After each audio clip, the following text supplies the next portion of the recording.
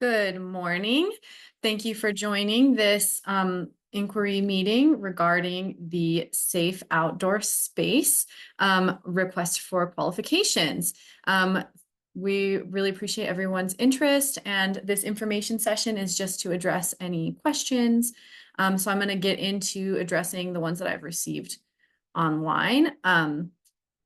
What is the size of the shelters? Great question. Each shelter is 64 square feet. They're 101.5 inches by 90 inches. I do have some infrastructure information that I'm going to screen share with everyone here. As you can see, the pallet shelters are 100 square feet or 64. We're primarily going to be putting on 64 square feet. You can see here an image of a pallet shelter in a snowy environment. And this is showing the electrical, water, and sewer connections. We also may end up putting in hygiene structures. Here is an example of a hygiene structure. They have two doors and they're a bit wider than a pallet shelter. And then here are the site selection and surfaces for the pallet shelters themselves, the sleeping shelters. They are 64 square feet and require 9 points of contact. This is one of the attachments of the RFQ. So you can find this information in there as well. I also wanted to just go over a little bit more information about the RFQ itself. And just answer any questions kind of preemptively. So the RFQ is due August 30th. You can submit through our Munis vendor profile. You will need to set up a profile if you don't have one and become a vendor through the city of Santa Fe in order to apply. And if you already are one, then you can apply through your vendor profile. The intended applicant is a private owner, such as a nonprofit, landowner, or other sort of organization that can provide temporary non-congregate emergency shelter and opportunities for those experiencing unsheltered homelessness to connect to services in a safe outdoor space.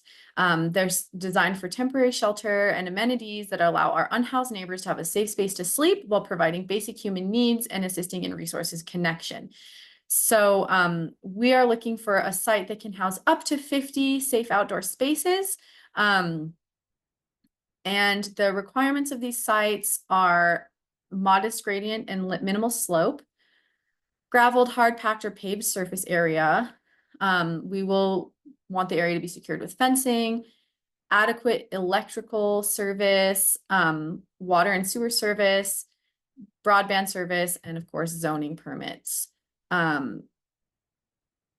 We will also be asking for on-site amenities to be provided and sanitation, proper sanitation, safety, and functionality of the safe outdoor space.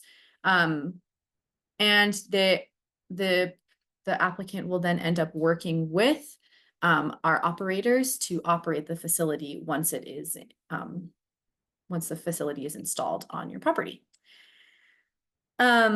We currently have one safe outdoor space in Santa Fe. It's a huge success, and we're really excited to bring that model to other sites in our city.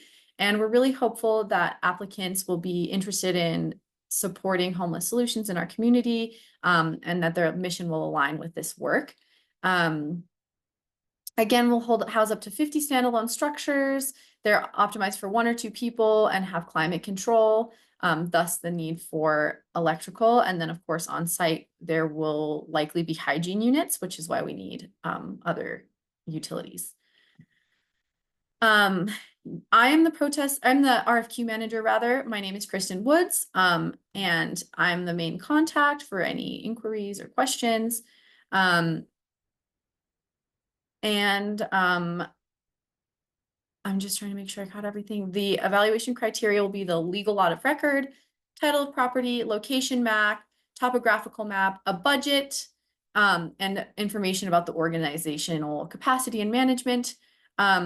We will also be requiring a campaign contribution disclosure form, a lease template, and a preliminary zoning request.